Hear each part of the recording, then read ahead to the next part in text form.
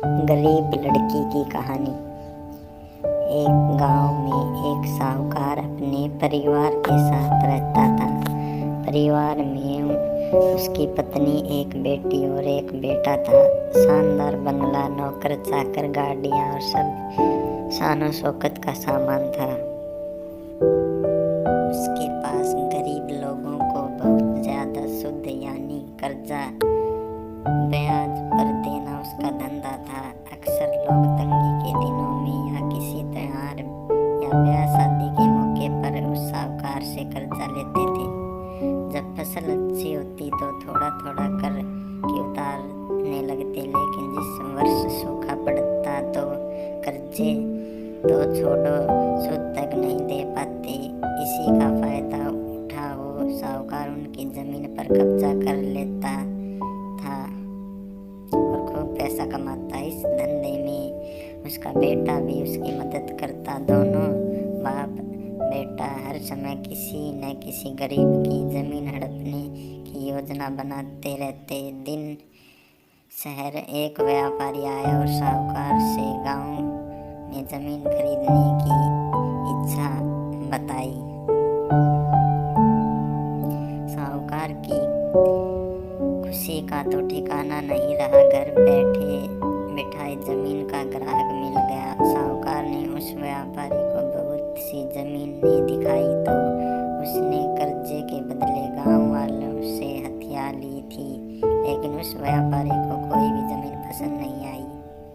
गांव में घूमते हुए व्यापारी को एक जमीन का टुकड़ा पसंद आया। उसने साहूकार से उस जमीन के बारे में पूछा तो साहूकार सोच में डूब गया।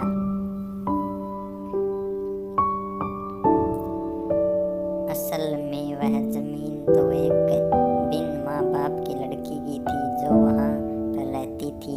उस लड़की के माँ बाप ने साहूकार से 20,000 रुपये कर्ज लिया था, मगर उसे चुकाने से पहले ही उनकी मृत्यु हो गई।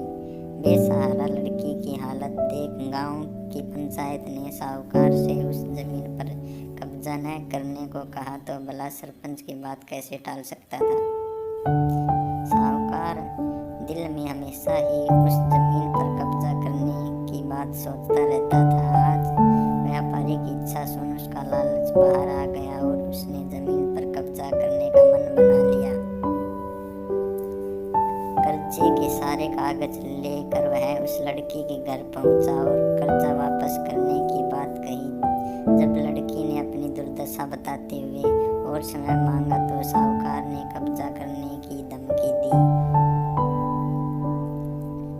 कब्जे की धमकी सुन वह लड़की पंचायत के मुखिया के पास गई और उसकी जमीन को बचाने की गुहार लगाई। सारे गांव में यह बात आग की तरह फैल गई कि साहूकार उस बेसहारा लड़की की जमीन पर कब्जा करने वाला है। यह बात उड़ते उड़ते साहूकार की बेटी के कान में पड़ी। अपने पिता के लालच की बात सुन उसके मन में बहुत दुख हुआ। उसने अपने पिता से इस बारे में बात करने की कोशिश की, लेकिन साहूकार को तो सिर्फ अपना मुनाफा ही दिखाई दे रहा था।